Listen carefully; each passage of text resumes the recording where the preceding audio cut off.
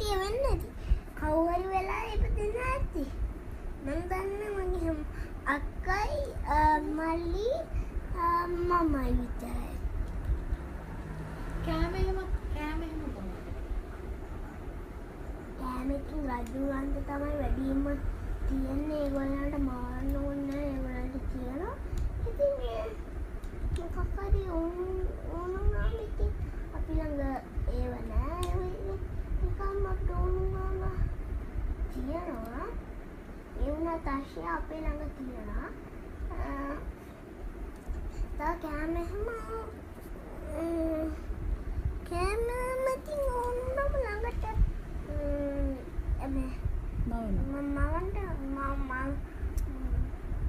නිකන් මැවිලා එනවා.